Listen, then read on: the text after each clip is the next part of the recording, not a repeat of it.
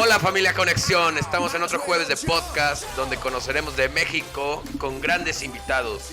Iniciemos este increíble viaje. Sé Conexión y bienvenido.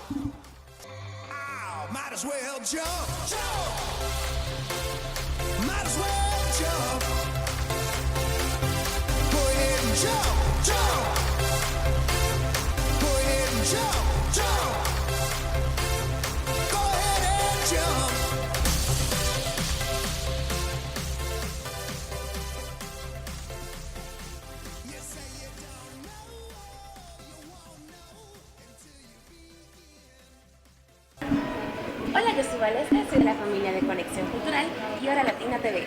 Hoy nos acompaña Alberto Hernández, quien es fundador de México Secreto Guiado. ¿Cómo se encuentra? Hola, muy bien, muchas gracias. Muy contento de estar nuevamente con ustedes en una plática, en una charla entre amigos para platicar de temas muy importantes sobre la Ciudad de México y la historia de México. Sí, precisamente en honor a las fiestas patrias de este mes queremos conversar un poco acerca del 15 de septiembre y de su origen. ¿Cómo empieza esta tradición en México de celebrar el Día de la Independencia, que no es algo que muchos países hagan? Claro que sí, mira, es muy interesante esta tradición porque realmente lo que es el inicio de la independencia se festeja efectivamente el 16 de septiembre, que es cuando Miguel Hidalgo va a dar el famoso grito de Dolores. Sin embargo, la consumación de la independencia también es en el mes de septiembre, pero es el 21 de septiembre. Es decir, en el mismo mes se resume toda la guerra de independencia, que tardó 10 años. Pero lo que es el festejo en sí en México es un festejo muy importante porque es toda una ceremonia que se empieza a festejar desde el día 15 de septiembre con un grito que hace el presidente de la República desde el balcón central del Palacio Nacional en el Zócalo, la plaza central de la Ciudad de México. Esta tradición es una tradición bastante antigua y la primera persona que va a festejar esta tradición va a ser Maximiliano de Habsburgo. Maximiliano de Habsburgo es el que idea la ceremonia de dar un grito de independencia, que no necesariamente va a ser el 15 de septiembre, va a ser el 16 de septiembre, pero quien ya le da todo el boato y toda la verdadera resonancia que tiene actualmente esta ceremonia va a ser el presidente Porfirio Díaz. Porfirio Díaz, ¿por qué? Porque Porfirio Díaz nace el 15 de septiembre y él, que era héroe de la patria por las batallas del 2 de abril, del 5 de mayo, etcétera, se siente muy heredero de toda la tradición mexicana. Él va a desear festejar su cumpleaños enlazándolo con los festejos de la independencia que son al siguiente día. Lo que hace Porfirio Díaz es crear todo el boato de la ceremonia, de salir al balcón central a gritar los vivas a los héroes de la independencia con una verbena popular en todo lo que es la plaza. Y una vez que termina la ceremonia tocando la campana de Dolores, que es la misma campana que toca Miguel Hidalgo en el pueblecillo de Dolores, en Guanajuato, entra ya Porfirio Díaz a los salones de Palacio Nacional para tener ya un evento más privado para la élite de esa época. Y la verbena popular continúa en la plaza afuera con fuegos artificiales, juegos populares, aguas frescas, etcétera. El día 16 de septiembre es cuando se celebra ya lo que es el desfile militar, que es realmente el día feriado y el día que realmente fue el grito de independencia. ¿Por qué digo que realmente? Porque el padre Hidalgo va a hacer el grito de independencia en la madrugada del 16 de septiembre y la gente se va a reunir a las afueras de la parroquia de Dolores precisamente pensando que el padre está llamando a misa. Una misa no puede empezar a las 12 de la noche, 1 de la mañana. Es por eso que se supone que el grito de Dolores debe de haber sido entre 5 y 6 de la mañana del 16 de septiembre. Ahí se inicia ya formalmente lo que es la gesta heroica del proceso de independencia, que va a ser un proceso muy largo, 10 años, con bastantes personajes que van a tomar parte, y los tres principales caudillos van a ser Miguel Hidalgo, posteriormente José María Morelos y por último Vicente Guerrero, junto con Agustín de Iturbide. Este proceso es un proceso, como te digo, muy espinoso. Va a haber guerras, va a haber batallas, fusilamientos, decapitaciones, etcétera, a lo largo de todo este proceso. Pero realmente lo que es la festividad del 15 de septiembre empieza con lo que es Porfirio Díaz. ¿Y qué secretos ocultos hay en esa historia? Porque sabemos que la historia la cuentan los vencedores. Sí, efectivamente, en el caso de México no es la excepción. La historia oficial de México es una historia que todos hemos aprendido en los libros de texto gratuitos que distribuye la Secretaría de Educación Pública. Sin embargo, yo siempre he sido de la idea de decirle a toda la gente que me acompaña en los recorridos y en las pláticas que tengamos un poco de curiosidad y no nos conformemos con lo que la gente nos dice. Precisamente en el ser humano está el interés de conocer más, de investigar, de averiguar.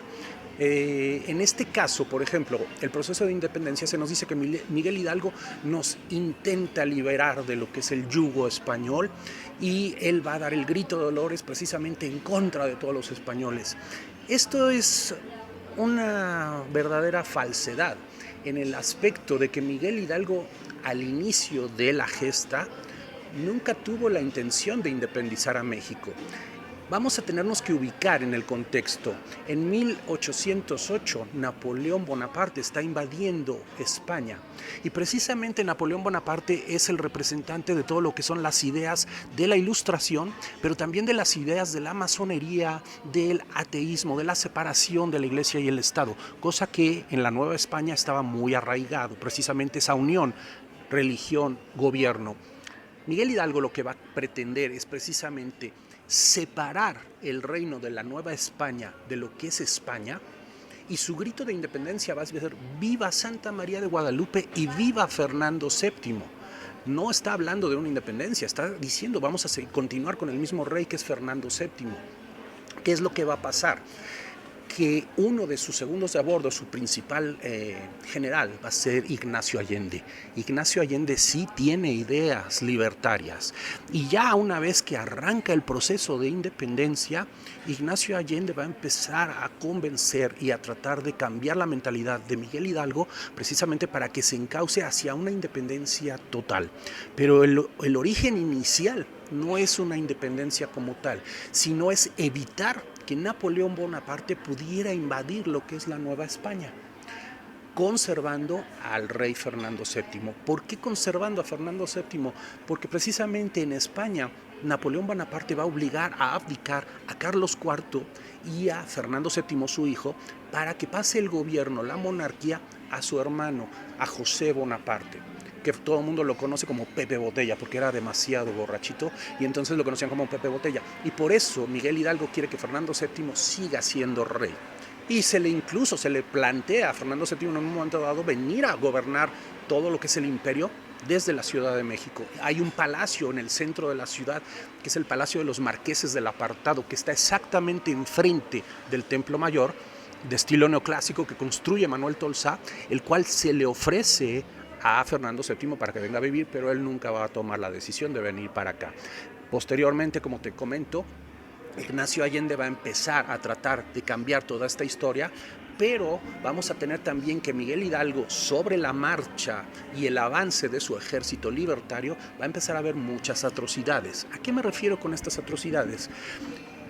Miguel Hidalgo, para jalar gente a su causa, va a utilizar un estandarte que va a tomar del santuario de Atotonilco, y este estandarte va a tener la imagen de la Virgen de Guadalupe.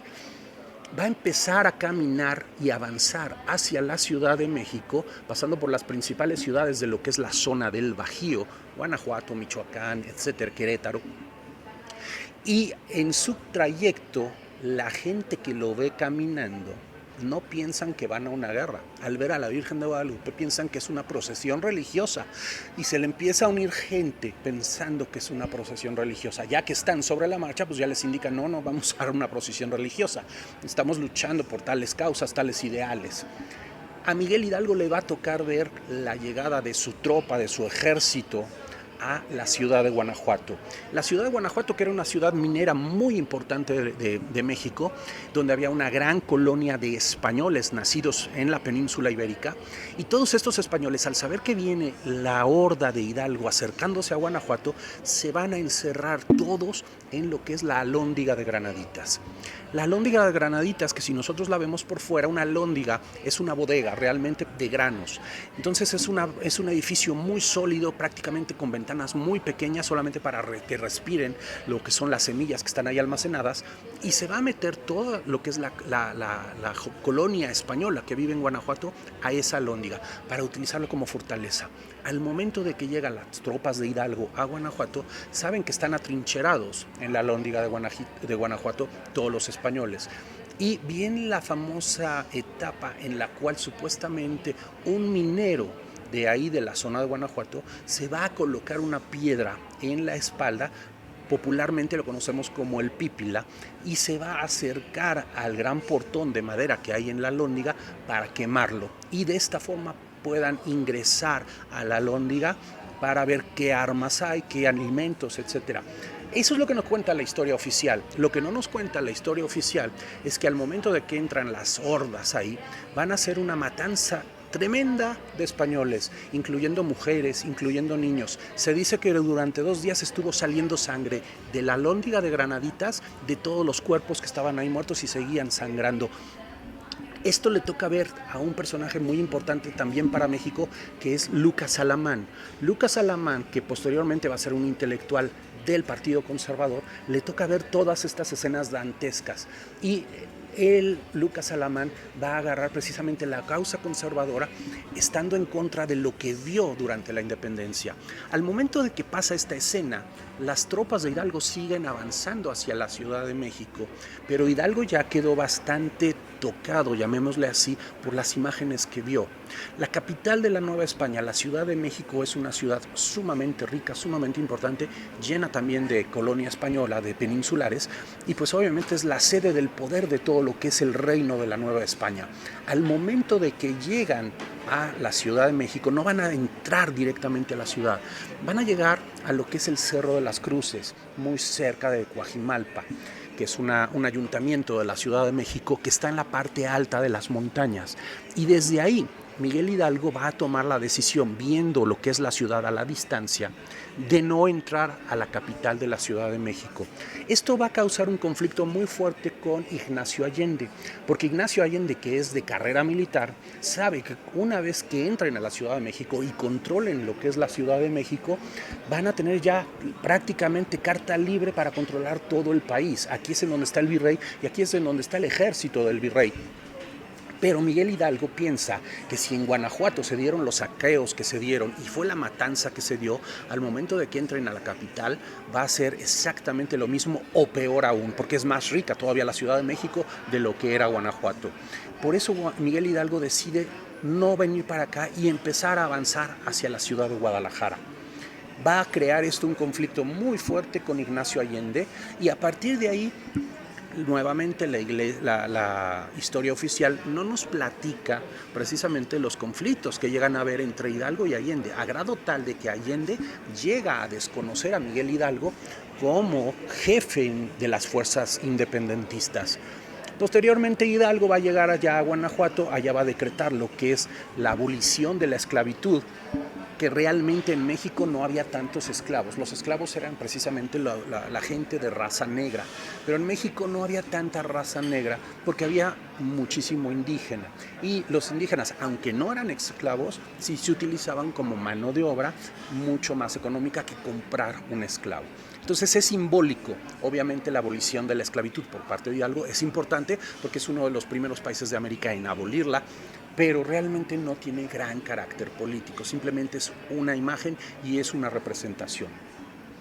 Miguel Hidalgo va a tener, a partir de estar en Guadalajara ya, varias derrotas, hasta el grado que en Puente de Calderón lo derrotan totalmente. Posteriormente va a ser capturado, va a ser llevado a Chihuahua, y una vez que es juzgado, desconocido también por la Iglesia Católica como sacerdote, va a ser fusilado, y es cuando ya viene el proceso de la decapitación de Hidalgo, de Allende, de Aldama y de Abasolo, para cortarles la cabeza, y precisamente donde fue la matanza más importante, que fue en Guanajuato, colocar en las 4 esquinas de la alhóndiga de Granaditas, en unas jaulas de hierro, las cabezas decapitadas, para que nadie vuelva a tener ideas de independencia. Y las cabezas van a estar ahí durante todo el proceso de independencia, desde 1810 hasta 1821, que es cuando culmina.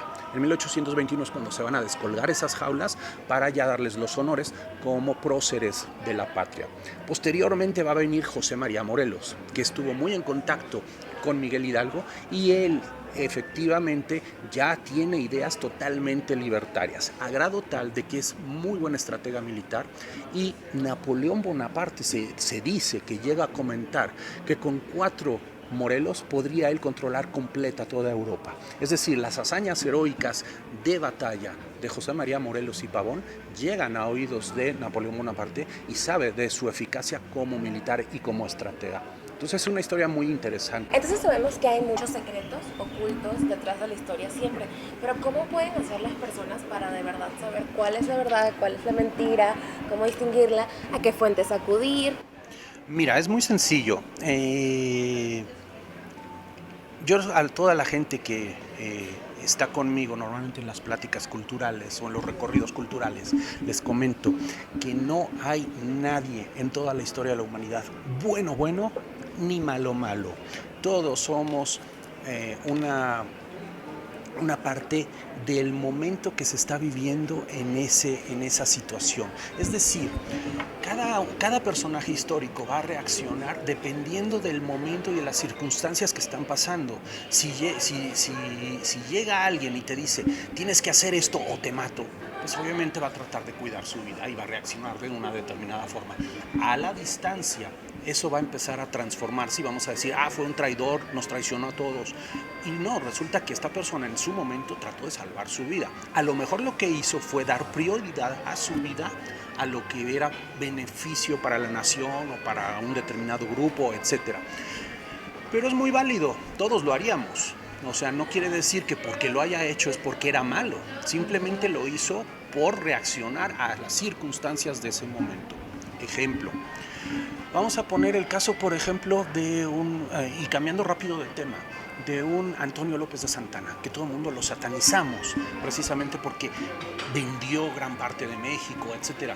Pero realmente lo que no sabe la gente es que en un momento dado Antonio López de Santana va a entregar todos esos territorios porque a él lo capturan siendo presidente de México, cosa que no debía de haber sido, siendo el presidente no debió de haber ido a la guerra.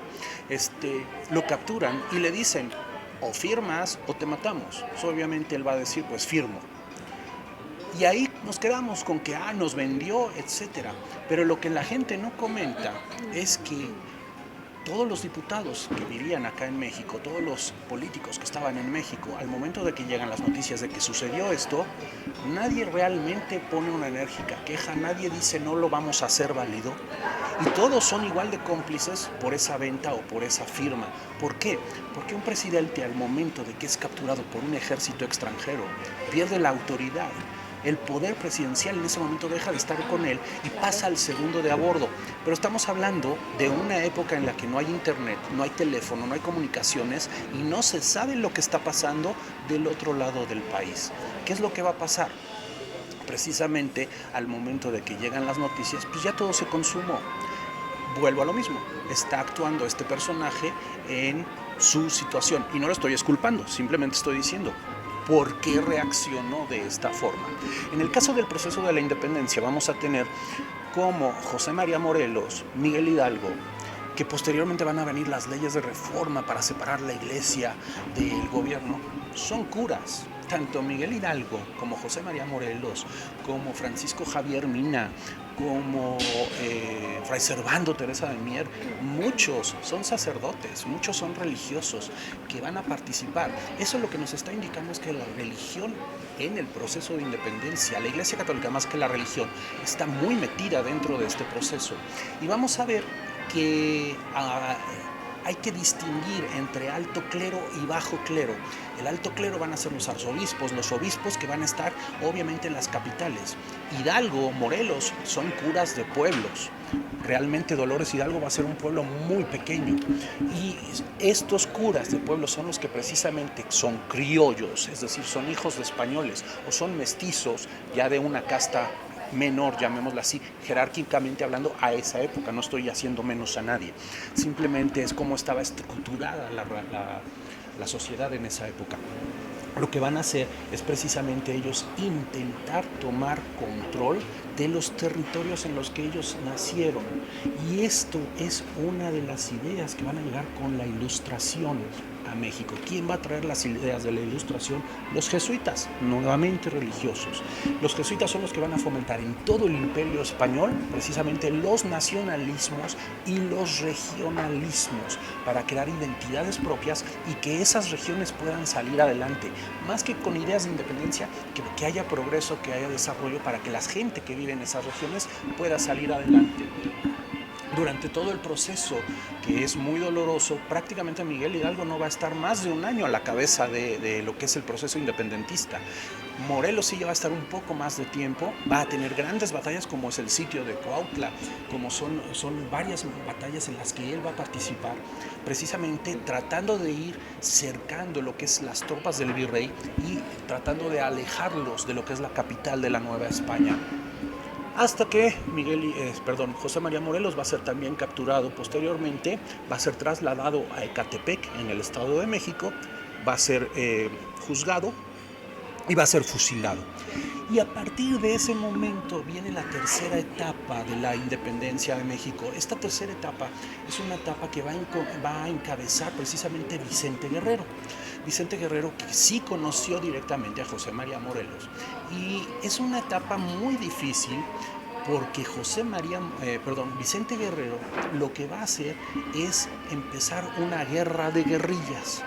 La guerra de guerrillas consiste en esconderse en las sierras y bajar a los principales poblados, atacar y volverse a retirar. O si sabe que va una caravana, algún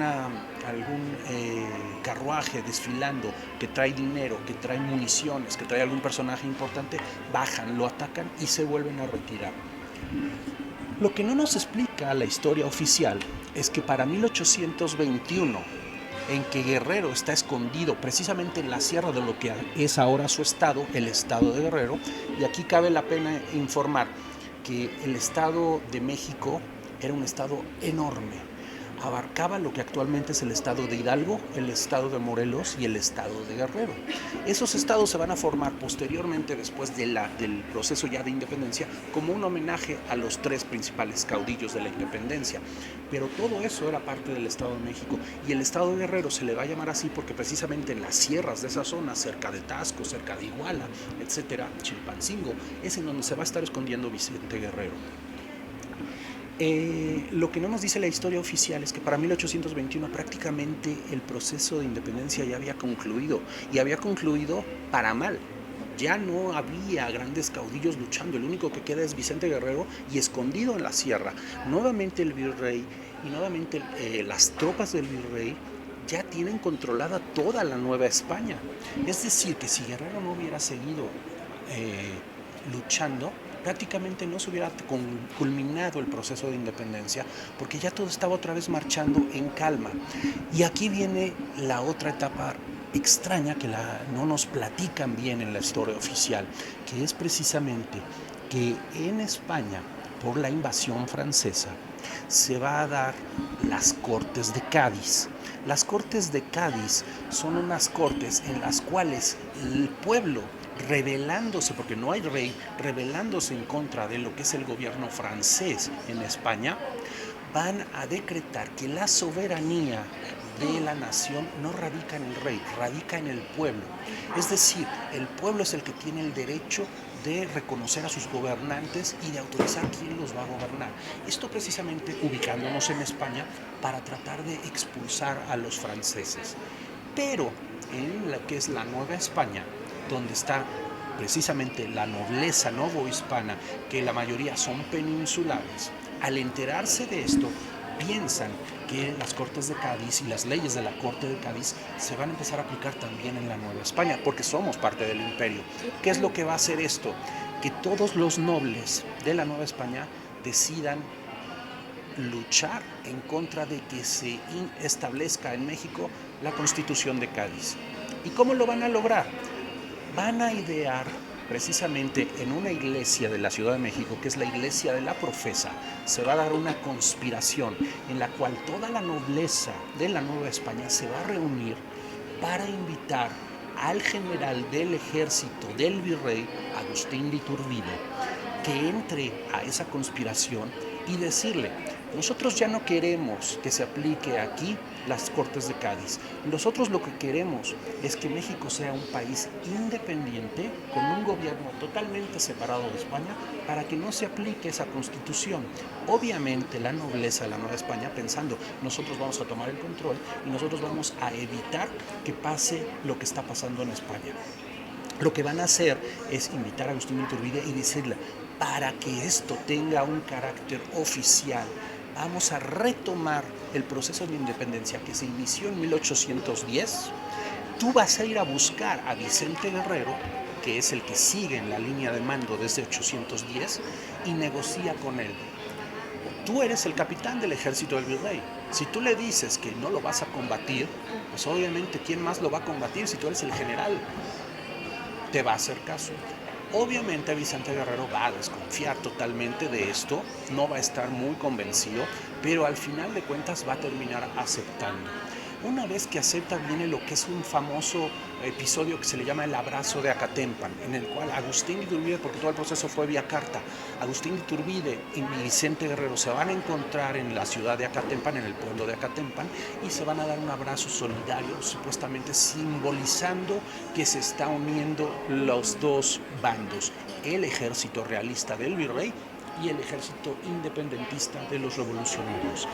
Juntos van a hacer una entrada triunfal a la Ciudad de México, ya llamados ahora como el ejército trigarante, de las tres garantías. Este ejército trigarante es el que le va a dar la forma a la bandera que tenemos actualmente, el verde, el blanco y el rojo. Y ahí viene otra de las mentiras de la historia. Originalmente la bandera de México va a ser el verde de la esperanza, el rojo de la sangre de los muertos y el blanco de la fe católica. Sin embargo, ya después nos cambian los papeles y nos dicen que el blanco de la pureza, etcétera. No, nada que ver. Originalmente era eso. Y no traía un águila devorando una serpiente, tenía 3 estrellitas. Posteriormente ya se va a cambiar el escudo. Al momento de que entra el ejército trigarante a la Ciudad de México, se puede dar por consumada el proceso de independencia. Si nosotros buscamos en libros, no vamos a encontrar una gran batalla de consumación de independencia, porque no la hubo. El proceso de independencia va a terminar en una negociación por cartas. Es decir, todo fue un acuerdo político. Y este acuerdo político que se consuma en 1821 da origen a lo que viene siendo ya el imperio mexicano. El imperio mexicano encabezado por Agustín de Iturbide, que realmente ahí es en donde Vicente Guerrero se va a sentir traicionado al momento de ver que Vicente Guerrero tenía idea de un México característico al estilo de Estados Unidos, con una democracia presidencial. Y en el momento que se da cuenta que Agustín de Iturbide se proclama emperador, cambia totalmente lo que es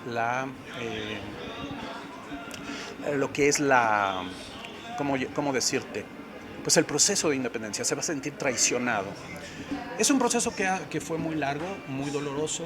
Al final de cuentas dio lugar a lo que somos actualmente, México, un país totalmente independiente, con una historia muy rica y con muchas anécdotas muy pintorescas que no tenemos que deformar. La historia luego nos empieza a deformar la historia y ya la historia es bastante pintoresca y bastante interesante. Entonces, pero hay que investigarla. ¿Cómo investigamos? En libros, en internet, en revistas, en programas, platicando con la gente. Todas las opiniones de todas las personas son válidas, pero simplemente hay que saber qué tan válidas son o qué tan reales son.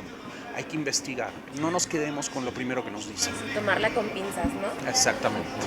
Bueno, muchísimas gracias por esta cátedra y por ser una persona clave en el apoyo de la difusión de la cultura y la historia mexicana. Gracias a ustedes, un placer estar nuevamente con ustedes y espero poder contar nuevamente con su radio escucha y con todo lo que son ustedes para poder seguir platicando de temas muy, muy interesantes. Esto fue todo con el licenciado Alberto Hernández, fundador de México Secreto Guiado. Yo soy Valesca y esto fue otro podcast de Conexión Cultural.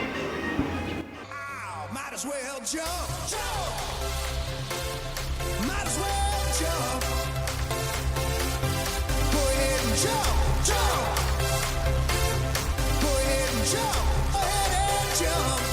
gracias por conectarte con nosotros. No olvides escuchar nuestro siguiente podcast, C Conexión. Hasta la próxima.